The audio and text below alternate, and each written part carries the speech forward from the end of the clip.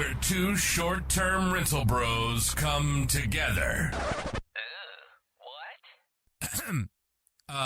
Not in that way, bro. There's a podcast of truly epic proportions, where we talk about all things short-term rental and shoot the shit along the way.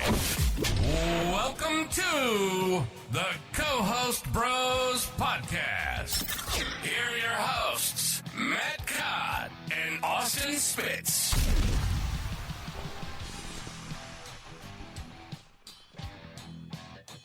Hey everybody, welcome to another episode of Co-Host Bros. My name is Matt and I'm here with my buddy Austin. And we have a special guest today. Austin, do you want to introduce our guest?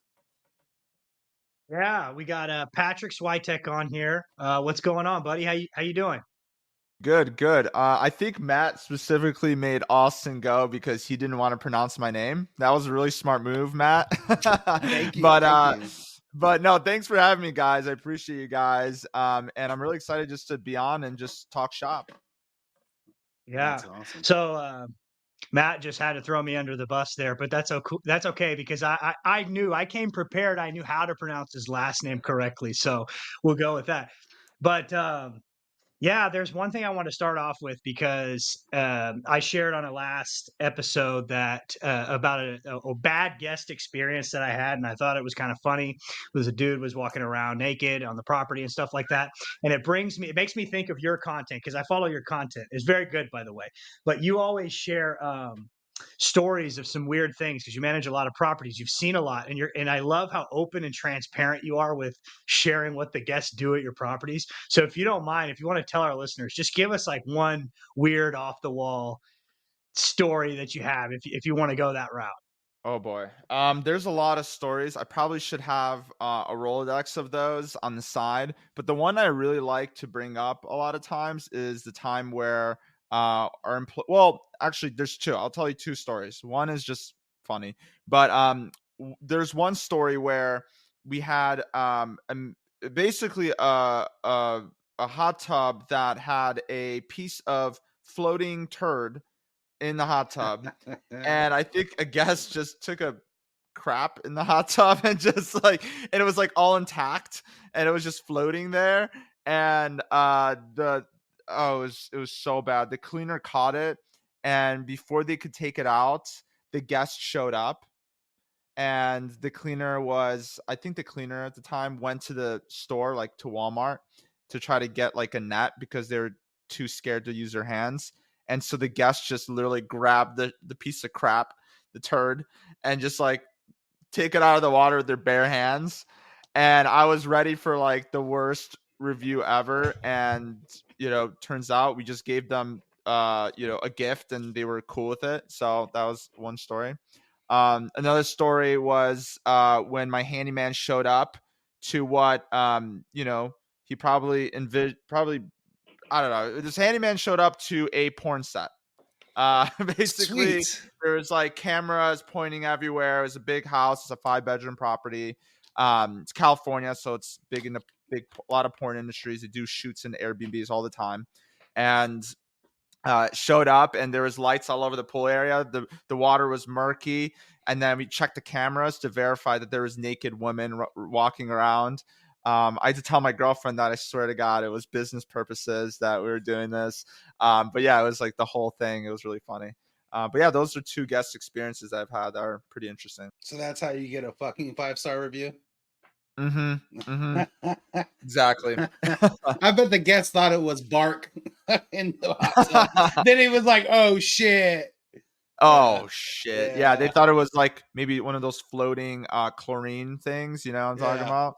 Yeah, Yeah, but that's the no. scariest kind of shit if it floats. I think it's something. Oh, I I wonder know. what you're eating. I want to know how he got it so hard that it was just floating. Yeah. I like usually dissipates, right? Yeah. But there you go. There you have it. That's funny, man. I wanted to start this episode off with just a good icebreaker like that. So thanks for sharing. Yeah. So talk about what you're doing these days. What's going on in your business, and kind of what's the primary focus for you in business? Yeah, Austin, I think that's a good question because I have a hard time even knowing what I'm doing tomorrow because I just kind of one foot over the next. But I kind of landed into buying property management companies. I've bought 3 in the last year. I think that's one of the fastest ways to scale. I'm finishing up my first month of my 3rd acquisition. So I've been head down working, and just doing a lot of the migration stuff. But that I can attest that form of growth has helped me a lot, because the moment I decided to go into co-hosting and I had 5 of my own properties that I owned, was March 2023, and then by March 1st, 2024, I went from 5 properties I owned to 100 properties signed under management. So that was like, I couldn't even fathom those kind of results, but that's what happens when you take an existing brand and you scale it. So That's nuts. yeah. That's nuts. So you have a full team? Yeah, I inherited a full team on both fronts. But yeah, definitely had to hire a lot more people as well for the first acquisition. The second acquisition came with a little bit more, or sorry, the third acquisition came with a lot more personnel that I can count on. But yeah, it's been pretty smooth sailing with this last one, because I've done better due diligence this time around. But yeah. And then what are you paying per contract? What's your average? Yeah, so that's a good question on valuation. We don't really pay per contract, because we're buying companies that are usually, when you buy companies that are 30 or more contracts, you tend to have a lot more structure in place, with systems, with the brand, with personnel people. So you pay really for like around 2 to 5x EBITDA. That's usually what it goes for. Wow. So when you bought one of these property management companies, let's say, and you said you went from five of your own units. So was it more that you found out you integrated their systems into yours? But I would think that it would be the opposite. You kind of took what they were doing, since they were doing it at a larger scale, and plugged your stuff into that. Does that question make sense? Exactly. Yeah. So that was actually part of the appeal of buying the management company. Was they had 15 properties and I had 5, and those 15, they had more properties, but they slimmed down, they trimmed the fat. So they sold us 15, and those 15, they already had like in-house cleaning. They already had like a lot of the managers in place. Like, it was pretty much like plug and play. And then obviously the business was in a tough position where we had to do a lot of work to it, but the work that we were doing was also benefiting our own properties, if that makes sense. So, yeah. Yeah. So then my follow up question is like, you said you took 15 properties from them. So like in a deal like that, how do you negotiate? How do you negotiate something like that? Because me as a smaller co-host, I have a minimum gross revenue number, and I'm not buying property managers. I'm just going after clients, right? And I'm signing contracts. So how do you establish, like, when you're going to negotiate for a property management company, like what revenue minimum meets, and how do you meet with them in the middle? Like, how do you negotiate that? Like, hey, I want these 20 properties, but I don't want these 10, or something of that nature. So that's a good question. I think that really comes down to like what you want to talk about. So like, some owners might be open to having certain properties that are not included in their portfolio when they sell to you. Others are not, and they're just kind of giving you a package deal. So you kind of come up to your own conclusion on that. You could buy per contract as well. When I was talking about the valuation, so when I bought my first management company, it was 15 properties, and I should have bought it per contract, but I bought the company itself. So that was a mistake on my end, and I didn't know what I was doing, to be fair. I just kind of came into this and I stumbled upon this world, and I just decided to take action versus, not taking action. And I learned a lot from that acquisition, of course, but I'm happy I did it in the long run. However, at the time, I didn't do it correctly. So everything that I say, how I did it on the first acquisition, I just want to be wary that that wasn't 100% correct, and I learned a lot from that. The first time around, I should have paid per contract. Like, that would have been the best, because then I would have picked which contracts I want and which ones I don't. But I kind of just bought it as a full package, and I just kept every contract I was in. So that's kind of how we did it. Gotcha. That's awesome. So you you just took action and did it, and I know that you're a man of action. I follow you on social media. So you have a conference, is that right? Or you're part co-owner of a conference already, and you've been doing this since 2023, right? You said, or that's when you started buying them. I started buying management companies 23. I've been in this space for a while in the sense that I used to work as a product manager, which is basically like you help facilitate systems and tech throughout the whole company to help scale a big property management company called Avance. So I helped them scale from 200 to 1,000 plus short-term rental units. So that's where I learned about short-term rentals. Got laid off from Avance. Um, couldn't find a job for, I mean, literally I tried everything. I couldn't find a job. Literally 3 jobs in 1 year I got fired from. I was a horrible employee. And I was forced to buy a property. I was like, dude, I can't find people to manage properties for. I can't, like, nobody trusts me. Like, I'm just going to buy my own property and I'm just going to prove out this concept. And I bought a property that was making 33,000 a year. I made $60,000 that same year I bought it. And so I proved out the concept, right? So from there, it kind of spiraled. I met a partner.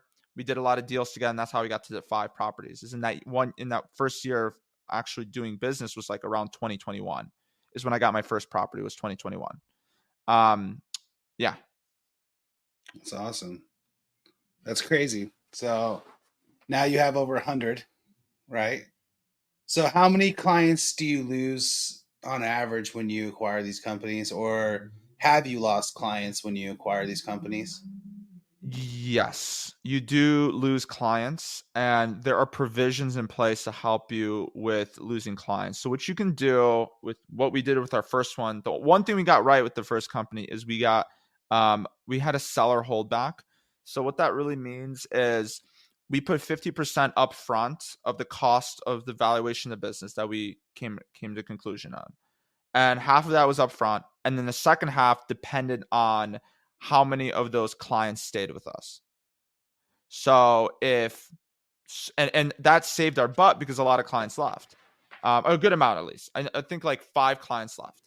Um, and the thing that sucks is like when you get into one of these um, companies, like especially when I didn't do any due diligence, there were promises that were made by the previous management company that we couldn't fulfill because it was unrealistic. It was like they would sign on these clients and they would just promise them the world. They'd be like, "Oh, dude, you can make 120,000." It's like, dude, this property is more like a $60,000 property, and then you're starting off in the wrong foot with these clients, or they're pissed off about something that happened before already. So you're already like you're coming in, you're like, well, I can do better, but they're already still thinking about what happened previously, you know. And then there's certain opportunities where like everyone in the first company, it was a failing company, by the way. I honestly didn't do the due diligence correctly. It was on my fault. And you know, the company was just falling apart. They were too busy to deal with it. And we got sold a pipe dream. And you know, we turned the company completely around. Like 16-hour work days. I'm talking about going in there and getting new employees. We had a felon that was an employee that we had to get rid of. We had 2 managers. One of them was stealing clients. She left. We had another one that was, had a baby, and she decided she wanted to pursue motherhood, which, you know, great for her. So yeah, we were just in a really tough position. And so every client wanted to leave. So we had to come in and basically be like, hey, we're different. We're going to crush it for you guys. Just trust us. And the clients that trusted us, they got the results. They reaped the benefits. We crushed it for these clients. But that was kind of part of the whole story is like, it was a tough thing to go through that. But to answer your question, yes, clients are going to leave. So having provisions in place to pay less money if clients leave is a great way to go about negotiating in one of these deals. That's awesome. So my question then is, what was one of the biggest needle movers when you acquired one of these property management companies? Like, what was some low hanging fruit where you could come in and like you're like, hey, I can do this better, and this is why I will, for example, get better reviews, make more money. What was a low hanging fruit where you're like, hey, they're not doing this. This is what Patryk comes in and does a lot better. Uh, the lot of low hanging fruits. But I think the lowest hanging fruit that's the easiest for us because we already had the expertise was pricing. Revenue management is one of the most overlooked aspects of the business, and that's why there's a lot of people that are starting revenue management companies is because that's a need that people have, and people are really not that good at revenue management, and they don't realize that you can't just like set it and forget it, even if it's dynamic pricing. So I think that's where they were using dynamic pricing. They were doing everything like that you should be doing. They were changing dynamic pricing all the time, but we just had a better strategy. And our strategy earned us 30% on the top line revenue right off the bat, like instantly. And so that already is like a huge value add. So like, let's say that, you buy a management company and this is, you buy a management company. If you could do 30% more on revenue, it's just like, it's like a low hanging fruit. You're already making more money the first month. So that was the first one. Another low hanging fruit was the fact that the owners were involved in the business. And so that was like pretty involved. And so that was a big one where we got VAs, we got cheap labor from the Philippines to be able at a fraction of the cost. And we trained them to be the best of the best. And we still use these team members to this day. And we love them. They're the best. Like, I don't know what I would do without them. And I think they're better than even people like I would better than somebody I would hire out here in the US. Like that's how great these people are. And I'm just so grateful for them. And honestly, they change the trajectory of the whole company. They do everything for us and they keep the ship moving. So that was another low hanging fruit. But yeah, that's kind of the idea. For the second acquisition, I didn't really talk much about the second one. The second one was a roll up. We basically reassigned those contracts to Stays You Like, the first company that we bought. So we went in. There was a failing company in the area. They weren't doing that well, and we came in and we're like, okay, well, we'll take on these clients, and if they sign with us, like we'll pay you. And I think like we signed on like eight of them or so, and so those 8 properties, so those people, how do you win those people over, right? What's the low hanging fruit there for them? There was a lot of altercations with the previous company where they weren't paying these owners out because the owner of the management company had a high interest loan that screwed him during COVID, and he couldn't pay any. They halted all of his payments, so his people weren't getting paid for 6 to 9 months. Wow. 6 to 9 months, these owners weren't getting paid, and they're just like, I can't. Like, it was such an easy sell. I'm like, we'll pay you guys. Like, that was the sell. That was the low hanging fruit. But yeah, he was using their money to pay for it. To pay for his loan. No. He poor guy just didn't understand business all the way, in the sense that like he was very optimistic during COVID, which it was a great time. Yeah, properties were booking, and he took out a high interest loan to propel his business forward. And on the turn, he got screwed, and they realized he defaulted on his loan, and they halted his assets, which means Airbnb payouts. So he tried so hard. He was like, oh, I want to get you guys paid. He's a really good guy, and it sucks. But hopefully he got something out of that acquisition. So that's what we're happy about. So for your company, I basically predict that you use like a traditional property management structure where you're collecting funds using the escrow account and then paying out the owners, versus like I hate to get technical with the terms, but I use like the strictly co-host method where the owners get paid first and then I invoice them my percentage. So which way do you do it, and like is it much easier to scale with you doing all the funds and transactions and inquiring all the expenses versus the traditional co-hosting way? Yeah, we do the trust accounts, and they are a lot easier to scale. First of all, I mean, you don't have to chase down owners for funds or anything. Cash flow is always being managed by you. The owner's a lot more hands off, so the owners like that. So it's an easier sale, especially when you're like, hey, we're full service, like everything. And they really enjoy the fact that they have an accountant that has, because we have an in-house accountant that has literally receipts for everything that we spend on. So just having that control and that transparency just builds trust with owners a lot faster, I feel like. So, I mean, yeah, if somebody's handing your money, and it's just like, it's a psychological thing, I feel like. And this is like my hypothesis. There's a psychological feel of you actually paying somebody, even though it's like their money technically, because it's a client fund, it's an escrow account. But us kind of delivering the money in their bank account, it kind of gets them to trust you a lot more, because it's kind of like when you have a job and they pay you. It's kind of like you kind of, have to owe that job in a certain way. Like you have to deliver on your results. So that's kind of the way I like to look at it. But yeah, I don't know. Maybe Austin, you could tell me otherwise. I haven't done the co-hosting model. Oh no, that's interesting because you say it from a scalability perspective. So the way I have it structured, and I haven't really met anyone that does it kind of like this, is I have them sign a credit card authorization a form. I leverage no debt. I use their money to pay for everything. I attach everything into a Google Drive, and then my contract says anything over 250 or whatever, I have to consult with you first. So my pros from the con is obviously from a scalability perspective. A con is also that With their card, there's everything more with their accounting card. on their end because I have to attach the receipts, and now they're responsible for their own accounting. So that's a con. The pros is they're paying for everything. I'm leveraging no debt. And then all I'm invoicing is just being reimbursed my commissions. I don't know. So when you say it that way, from a scalability perspective, it makes me think. But I'm kind of similar to you, where I just started and I just kept going that way, and it was set up that way. So I don't know. Maybe at some point I'll pivot. I don't know what your thoughts on that are. I'm only at 7, but I started about like 7, 8 months ago. So I'm at 7. I'm averaging like a property a month, and I've got like 4 more in the pipeline. So it keeps moving. It's moving, but it's just like I don't know. How do you pay contractors?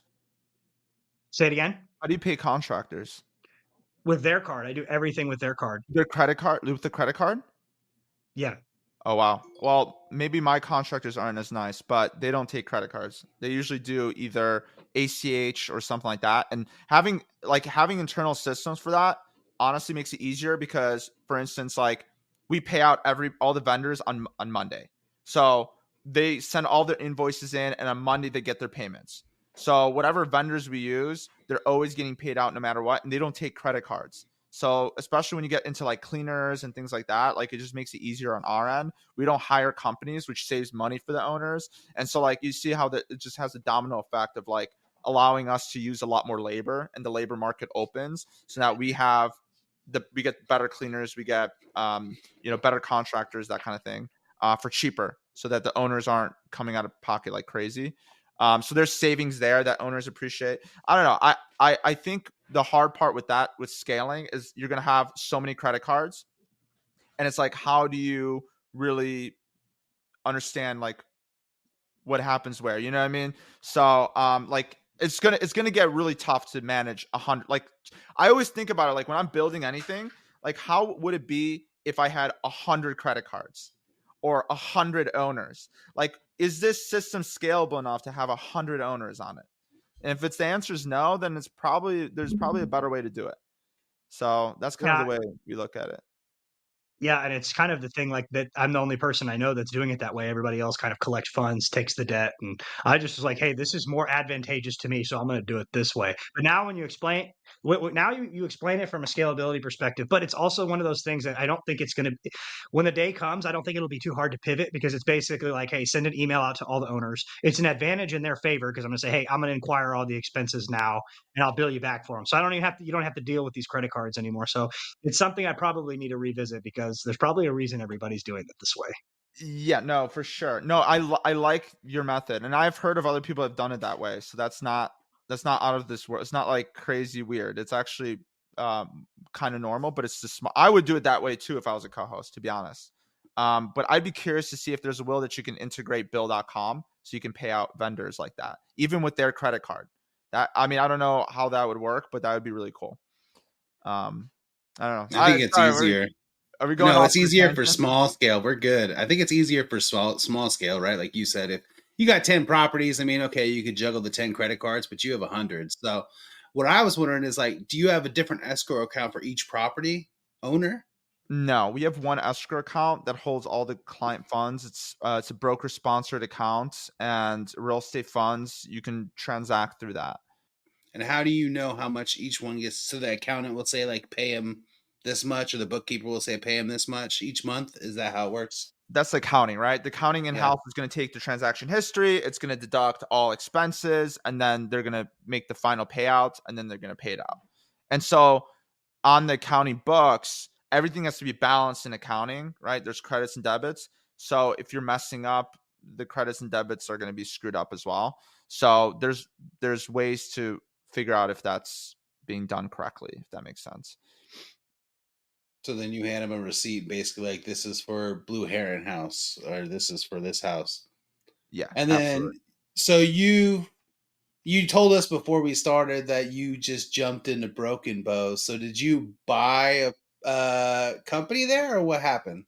Yeah, so Broken Bow kind of fell into my lap. I have a client that is in Joshua Tree that has had not the most pleasant experience with Broken Bow, and his properties are struggling with his management company.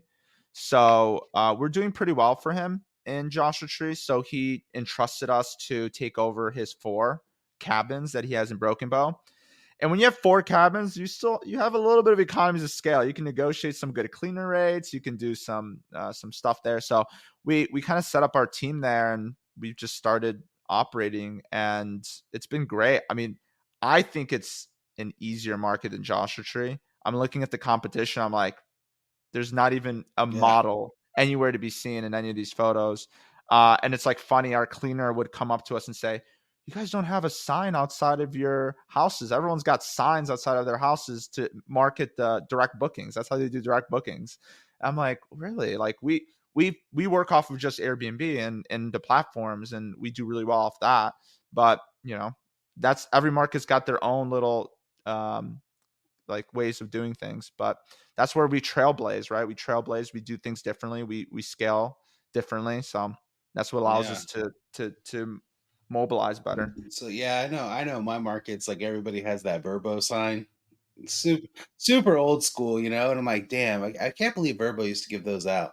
But yeah, so what what's gonna stop you?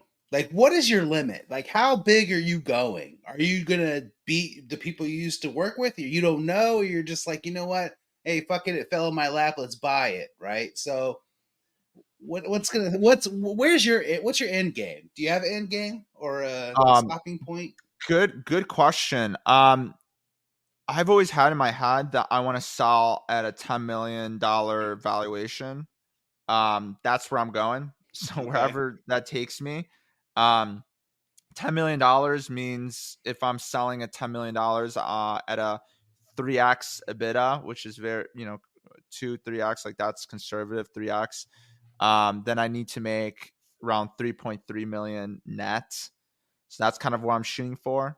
And so it doesn't really necessarily mean more properties. It just means better, maybe more properties. It is going to be more properties. It needs to be, but also streamline operations, also paying the people that I have really well that are operating things.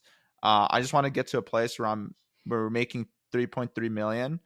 And the here's the kicker.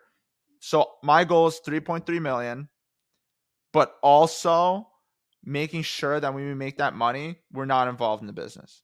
That's important. So no time, like we can take 0 time commitment, 3.3 million.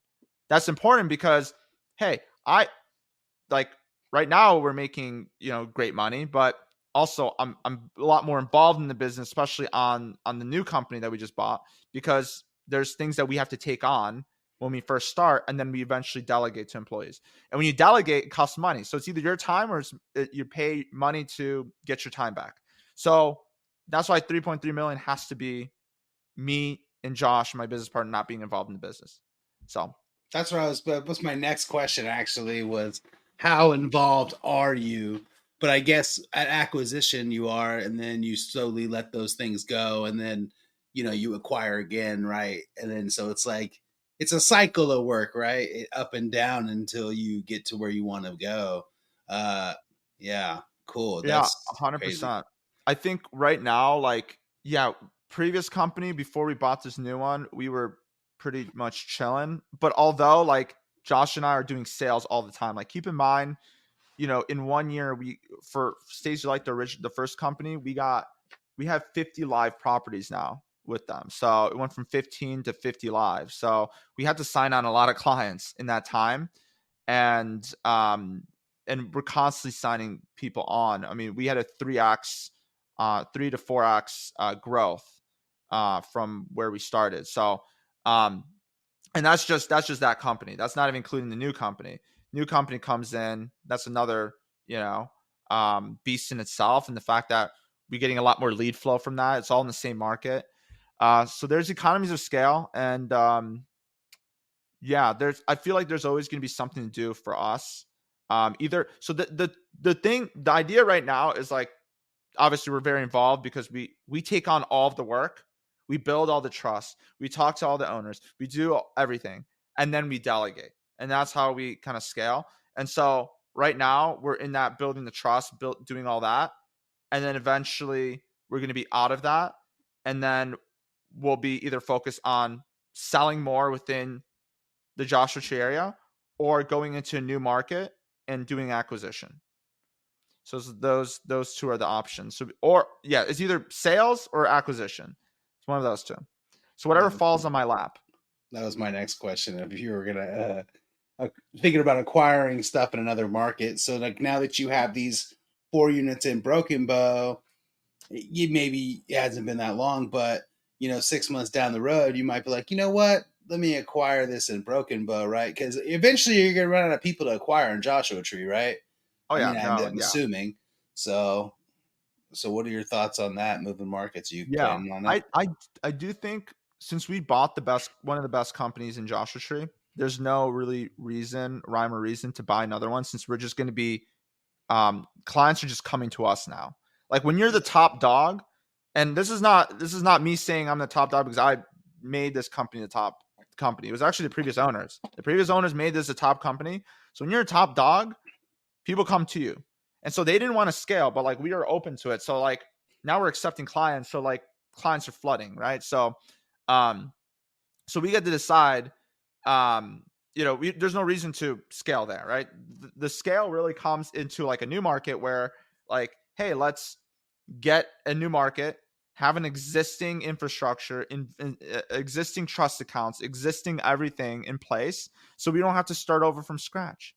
And then we come in like this last month. It was just learning. You come in and you learn the market through the previous owners. The previous owners just pass on the knowledge. Hey, for my 20 years of working in this market, my 10 years of working in this market, this is what works. This is what doesn't. This is what, how to do things. This is how not to do things. Here's the people that already know this market, have been here for 10 years. You get there, you start getting the employees buy-in, and they're like, well, we love you. This is great. And you build trust with them. And then you build trust with the clients.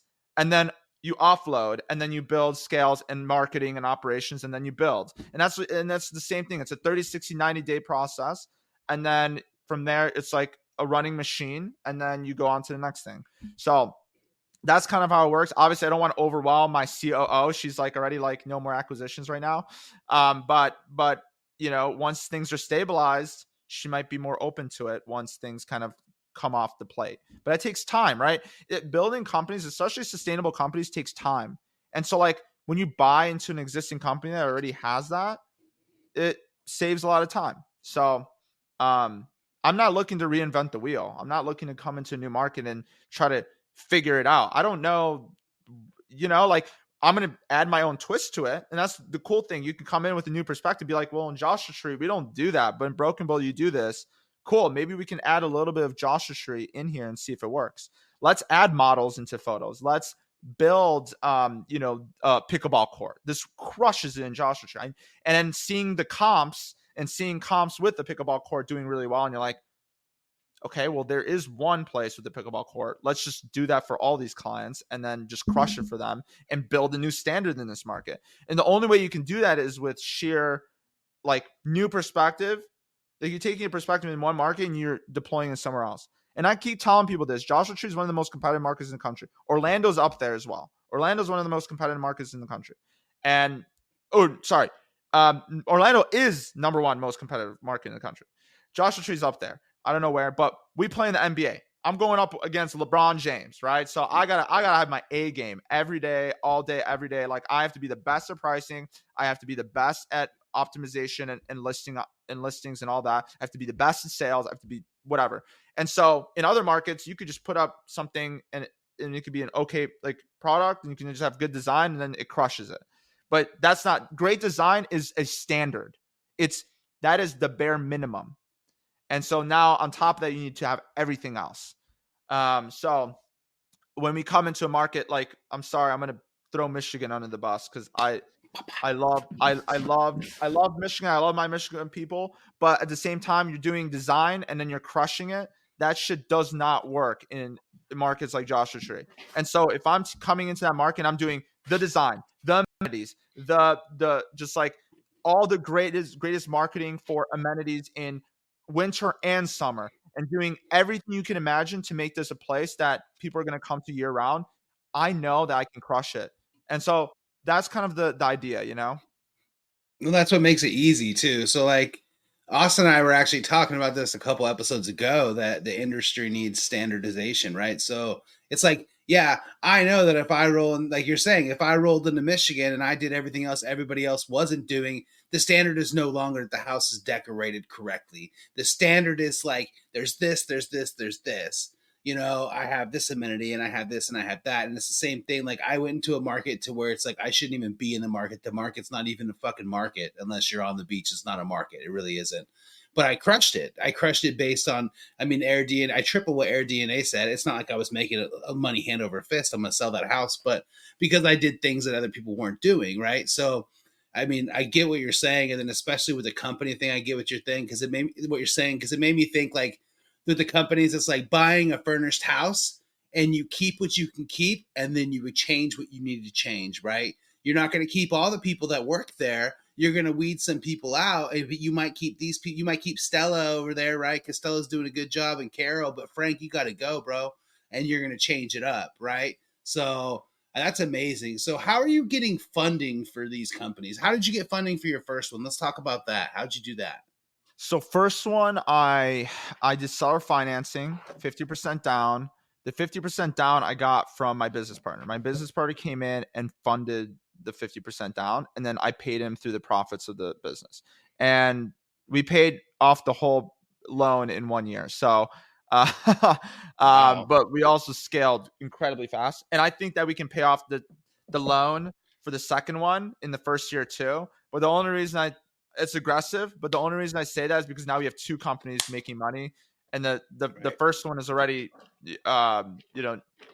like free from debt, so it's just generating cash. You're gonna And Dave so Ramsey. the Dave Ramsey model. But yeah, that's kind of the thing there. I do want to go back, if it's okay. I want to talk about, because you mentioned something about homes and adding value to homes. The cool thing about adding value to a management company is it's a business, and so you get business equity, or you get valuation on business activities.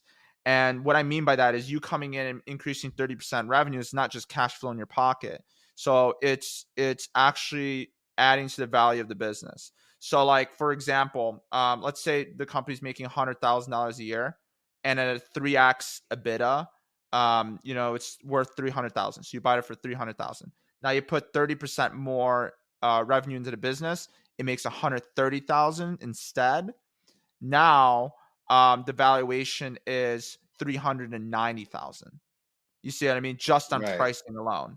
Now, if you can go in there, you can just double what like we came in and we just tripled or quadrupled like the valuation, like tremendously. And so now you're getting not only the cash flow to pay off the loan, but you're also getting business equity. Like that business alone can be sold, and 50% of the payouts for entrepreneurs are through the sale. So that selling portion is like really where you get your big payday. And not to say that like I'm looking to sell out. I'm not looking to sell out, but if there's somebody that I trust that I think has a good operation and I can see them passing on the torch, I'd be open to potentially selling it, even if it's half. I can sell half of it and I can have them operate everything at 50%. There's so many ways you can play it, but there's equity there. That's the most important thing. So with a house, you can't really do that. You have comps. It's a sales based approach. If this home that's a residential home is this much, whatever is this much, then you can't get more than that. So I've seen properties are worth, if you comp it out, it's 250,000. That's it, but it's making 120 or 130,000. It's like, this is crazy. But the reason for that is because it's sales based, right? But you get income based with the business, which is cool. Well, it's like commercial real estate too, right? Forcing appreciation, this type deal. Yeah, there's more room for money, right? To make more money and improve that. And it's not like me buying a house and it appraised for 50 over and I'm all happy, but you buying a business and then quadrupling the revenue and now it's like worth, quadruple more, right? So that's amazing. That's amazing. So I got a question for you. So you're constantly, I mean, let's go back to sales for a minute. It's inevitable that you are going to be losing clients, as the time goes by, right? It's just part of the game. You can't keep everybody happy. So what are you doing from a sales perspective outside of buying management companies? What are you doing from a sales perspective to keep the needle going upwards versus I guess every now and then when a client falls off? So are you still going, cold calling, or like what do you got? You said most of the business comes from you, but what are you doing from a sales perspective? Yeah, so good question. From a sales perspective, we have a lot of inbound leads. We don't really do much outbound. There is a little bit. I mean, depends on what you consider outbound, but most of the leads come to me, and eventually the reputation more to just Josh and I. With this new business, especially, they are ranked number one on Google. They are, and we consider that. So the way we structure things is the new company is a luxury brand, and then our other company is more of it's more of a fun brand that's doesn't always include luxury, but can include luxury. And it's more affordable to be here, but the luxury brand's more expensive. But the luxury brand gets picked up like all the time. Like I already have Wall Street Journal. I just talked to Wall Street Journal yesterday. I'm talking to a big magazine that's featuring one of our properties in the 5-page feature. We have Netflix picking up our properties and putting it on Netflix shows. You get the exposure of the luxury brand, but you pay the premium. And you get like your personal concierge at the luxury brand. The co-host company has people that are considered leads. Every house has a lead, and that lead will come like all the time, check on your home, make sure it's like stock, make sure everything's in place. Like they'll literally do whatever it takes to make sure the home gets rented or not rented, but maintained. And so they're a official like property manager. We call them like concierge almost. And that's a luxury feel. And so we don't charge for any of those, by the way. Anytime they come over, we don't charge for that. Light bulb, anything, like all the stuff that adds up for property managers, we don't charge for any of that. We bake it into the fee.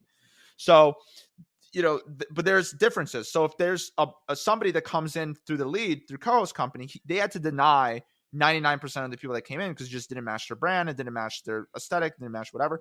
We just take those leads and we just throw them to Stays You Like. And so now Stays You Like is growing because all those inbound leads are coming in. How do we get inbound leads? So a lot of different ways. One, I'm obviously like in the space. I talk about a lot of things. I give a lot of advice in the space. My reputation definitely helps. Like me doing podcasts, doing all this kind of stuff, like doing the book. Naturally, I just get a lot of people that come to me and say, "Hey, can you just manage it?" Now that's one part. Now the second part is that also helps with sales. Obviously, when we come into sales, like, hey, I do conferences on short-term rental investing. That helps with the sales process. So authority is great. And look, you don't have to do conferences. You could do a meetup. You can say, hey, listen, I do a monthly meetup in this town. Like I'm a local and I do monthly meetups in this town. Like I know that I can, even if there's 10 people at your meetup, it doesn't matter because you become known in town as that person. And you can leverage that when you go into your sales meeting. So they want to work with a local expert. That's the way to do it. Another thing I do, I'm very involved in the Facebook group. People always see my messages in Facebook group. So you could join like the market Facebook group, that kind of thing. I've gotten a lot of leads on there. I've put up videos in the local Facebook groups talking about how to optimize your listings, how to get more money, how to do all this stuff. And quite full transparency, I'm going to do the same thing with Broken Bow. I'm going to prove out the concept. And we're going to get leads coming in there too. Realtors, all the realtors know of us as well, which is great. They come to us. We go into realtor offices. We talk to them. We develop relationships with them. And just strong referral network. And people just talk about us and send us leads. So I think that takes time to build, but honestly, like going out there and going to the agent's office is like a great way to just get started. And then Instagram is huge too. We get a lot of people reaching out through Instagram. They're like, wow. And like sometimes when I see like a house engaging on our Instagram, I'll DM them and I'll just kind of tell them, hey, you have a beautiful house. That's it. Like just plant the seed. And sometimes they'll follow me, they'll see our stuff coming up, and then eventually they'll be like, you know what, like I need somebody to manage this. This timing is great. I've been seeing your stuff for years, like whatever, the last year. I'm willing to work with you, kind of thing.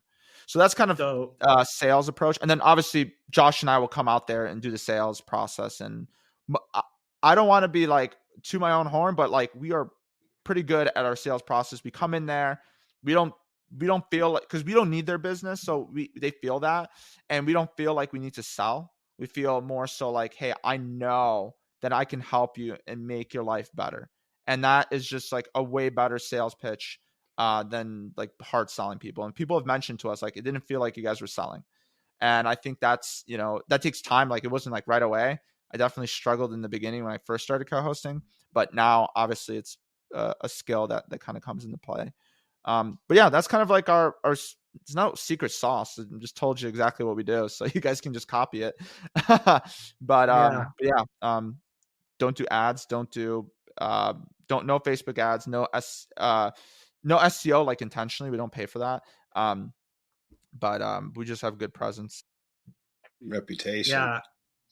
I think you hit the nail on the head there with basically what you're saying is what we always talk about is you described 5 to 10 different ways that work for you, but they all led down to one common thing. And that common thing is that you're leading with the value first, right? Like you're giving before you're asking for people's business, right? Wouldn't you say that that would be the secret sauce, right? Absolutely, man. Like people see that, like even when we go to sales meetings, we'll tell them exactly what we think. We tell them ideas that they can take and copy. And a lot of times people will just be like, I just trust you. Like you could do it for me. So I think that's kind of the way like we do sales as well. In the way that we present ourselves online, we just give a lot of value, and or at least we hope we give a lot of value, and then hope people want to work with us, kind of thing. You you do some meetups though, don't you? Yeah, we do once a month in LA. We do a meetup, and then we do that's just for STR Nation, and then we do the conference every year. So our conference is a 250 attendee conference in San Diego. We had one last year. We're gonna have one again this year in July. So if anybody's interested, STR Nation, feel free. That's what I was waiting for you to plug it up. So I'm debating on going, honestly. I do have family in San Diego and I do want to go. I just haven't convinced my wife yet. I have so many things going on. But yeah, we got so many things going on. Yeah, so we do meet up out here too. So I also, when I'm in the area, I do want to try to show up to one of your meetups because I think that'll be cool, most definitely. Um, but yeah, I think we could talk to you forever because you have some crazy stuff, and I like it's just amazing. And I think if you can give any tips on how to find a virtual assistant, I'm just hinting this on purpose because I like to push Austin. By the way, Austin, you said it wrong. It's hit the nail on the head on the nail. That's the phrase we're coining, not the right way. Okay, so don't say it incorrectly, please. But yeah, any tips on how to get a VA to help you with your co-host business and things like that? Like, what would you do? Yeah, so we have 11 VAs. The way to get a VA, I'm just so I think that's one of the most important parts of the business. So I'm gonna kind of expand on this. I think if you want to scale to the scale that we got to, you need the right people on your team. I wouldn't have done this. Like the wrong people on our team definitely slowed down our scaling. I think we would have done it faster if we hired the right people. And I know that it's hard to make that right call every time, but the right people will propel you further than anything you do. And same with VAs. And people just sometimes are like, well, it's whatever, like $3 to $5 an hour. Like I'm not gonna really try to like try to impress or just like get somebody, it doesn't matter. I don't care because my time is on the line. My time is worth way more than whatever they're charging. And on top of that, these are real people and I should take it seriously. Yeah, so definitely. because their shit's on the line too. If they show up and they're like, this is not a good fit for them, it's like, I do not only our company a disservice and my time a disservice, but them a disservice. So 100% hiring is so important. And when we do it, we go through a series of interviews. And we have the first test is basically a form that they fill out. And I give them questions on how they would answer different aspects of the business to understand how good they are at like filing claims or doing things of that nature. So that I can understand if they are even qualified. And then the moment that they show qualification there, then we go into the first round interview where we sit down with them. We ask them behavioral questions. And then from the behavioral questions, usually when we do a job listing, we do like we'll get like 150 applicants. I usually say that for every 100 applicants, you get one good solid VA. That's kind of the way we work. And so we just did the whole thing. We did the applications.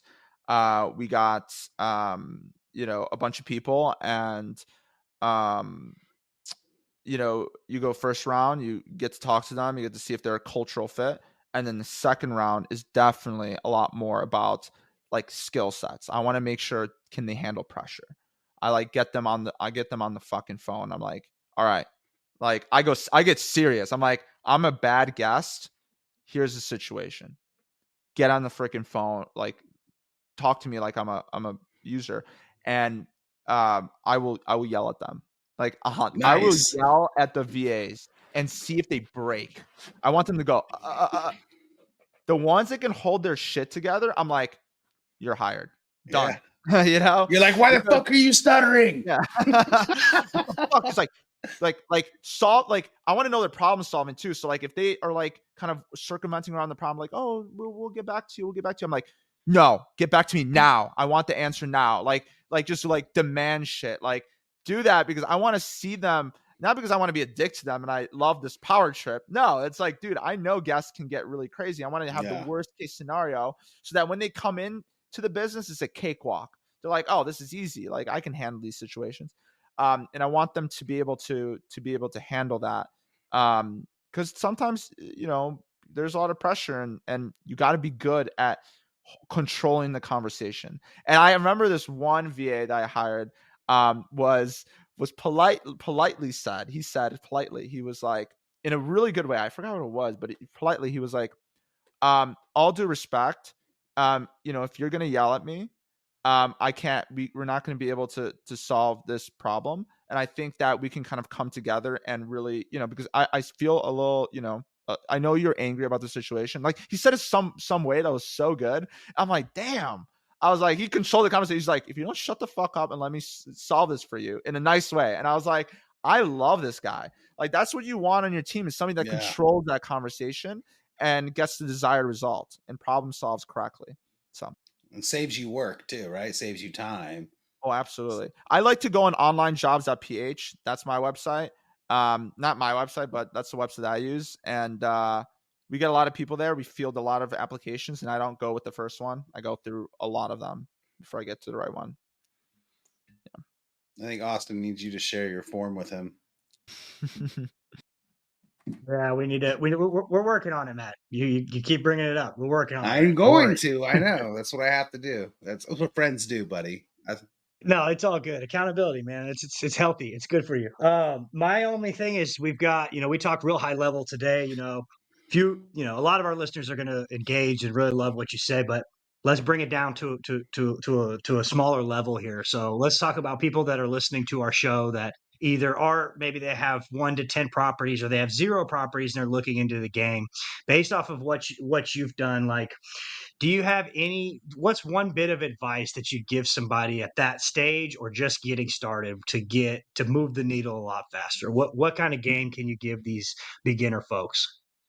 Yeah, in the beginning, I think in the beginning it's mindset is a big thing. I know that's very broad as well. But I think if you guys want practicality, I think if you have your mindset correct, um, boy, okay, I'm gonna plug one thing right here because I Plug it. promise you Go ahead. it's gonna help. This is my book. It's called The Airbnb Superhost. I literally break it down in here. If you really read through this book it's called The Wealthy Airbnb Superhost for the people that don't see this screen. But it's on Amazon.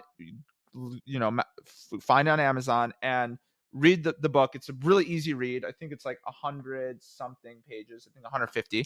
And it will go step by step. There's like mindset stuff in there. There's like how to find people, like all the practicalities, like actually how to do it. I also have some stuff for more advanced people, like pricing optimization, my pricing strategies in here, things like that. So you guys, maybe if you guys want to take a look at it. But really, I think the big idea is once you really get to that point where you can start finding people, I think flexibility is a huge thing that I think people get wrong. In the beginning, they have all these standards, like, oh, I won't take a bad owner, I won't do this. In the beginning, just get something, just deal with the bad owner, deal with all this crap, because it builds authority and it builds brand. It's easier to sell when you're like, well, I have 3 properties I manage for, than if you have 0. So, in the beginning, I would say work for free for 2 months and manage their property for free, and no obligation. But if you like me, then we can do it at a discounted rate of 15% or 20% or whatever, just to get your foot in the door. And then eventually you can start being a lot less loose. You can start being a lot more demanding of a lot higher standards. Like, we have standards now. We don't take everything. And Austin, you also have standards. You don't take everything. But in the beginning, especially when you want to crack into co-hosting, that's the way to do it. Now, if you want to buy a property, then you need to have money. And so that's a whole different conversation. But this is the co-host bros. So I'm telling you guys how to co-host. But yeah. So I just bought your book, but I'll probably have my kid read it and give me a synopsis, and then I'll read it later. But if you DM me your link for your book, I'll put it in the show notes too. I think that's awesome. I mean, that's great advice. It's similar to what I'm trying to do. So I'm trying to co-host in a market that's far away from me on purpose, so I don't have to be close. And then I plan, when I get my first deal and I start getting paid, I'm going to use that money to get a VA immediately, so that way I can scale out, right? And I can have that VA the way that I need that VA. So I'll be reaching out to you for your list, hopefully in the next Absolutely soon. So at unless you point, want to share that questionnaire with our listeners, I'll put it in the show notes too. It's up to you. But I'll share that in private. I only share that with my students and like my friends. Because it's just something that everyone's on online jobs at PH. So I just want to make sure I'm betting the best out of anybody, because I need the best VAs, guys. So, but I'm happy to share with a few people, but not the world.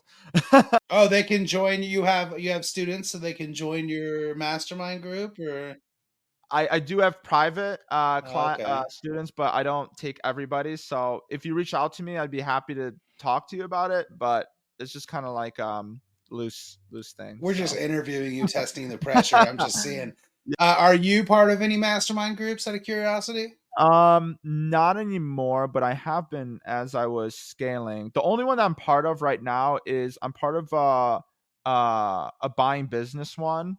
That's the one I'm doing right now, and it's been pretty good. I haven't used it as much, but I do come in there for questions when I need to. They have some pretty good tips. Sweet. Yeah. That's awesome.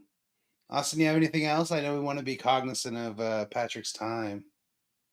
No, yeah, I don't really have anything else. But one thing I did want to bring up is I don't want to plug false advertisement like Matt's doing for you over here. No, I'm just kidding. But hey, Oh. I'm just messing with you. No, but my question is too though, do you still have that? Do you still share your like 101 ways to get co-host clients? Because that has been tremendously when you put that out, I download it and it's like it's saved on my drive, and whenever I'm like looking for a creative way to do something, I flip through your 101 ways to get a co-host client. So I appreciate you putting that out. That's helped me tremendously. So I don't know if we can potentially share that with our guests, but yeah, up to you, I man. Yeah. want Oh, it. I don't have for it. sure. For sure. No, Send that it. one 100%. I forgot about that one. I just literally put it up. I'm like, this is I did it for I did it for a student. I was like, I'm just going to share it with the world because I was like, people just need to know, like, you got to get started. So yeah, absolutely. That one would be awesome to share. And So there's a link in DM my me all the bio. stuff. DM me your book. Give me that link, and then give me like if there's like a website or something people can go to learn about you, whatever the case may be. All that stuff, I'll throw it in the show notes, okay? Because I think that's awesome. I mean, you're freaking amazing. Hey, Austin, you have anything else? No, that's it. I appreciate you No. coming on, and thanks for your time, man. That was fire. You want to tell anybody where they can find you? Tell everybody where they can find Yeah. you. Yeah, you can find me on Instagram. I feel like that's the easiest way. So if you want to do at Patryk, PATRYK _SWI, you'll be able to find me. And then also, if you want to join our Facebook group, STR Nation is our Facebook group. We have a bunch of short-term rental investors out there. Happy to have you. And yeah, that's kind of the whole thing. If you want to get mentored by me, I mean, I'd be open to it. Now that I think about it, I'm thinking on the whim. I'd be open to it, taking on like one or two more, because now that the first month of the craziness is done, I'd be open to like helping somebody buy a management company or something like that. But yeah. But anyways, that's kind of how you find me. So. And if you want to meet him in person, buy tickets to the STR Nation conference in San Diego, July. I think it's the 5th or the 7th or somewhere around there. I don't know. I was close, 7th or the 9th. So you can find that at strnation.com. And have you put the speakers on there yet? STR Nation. Dash Nation. Have you put the speakers up there yet? Yeah, we're gonna launch that pretty soon. Okay, that's what I was waiting for. So cool. All right, guys. Awesome. Thank you everybody for listening. We appreciate it. You follow us at Co-Host Bros. All right, everybody. The Co-Host Bros Podcast.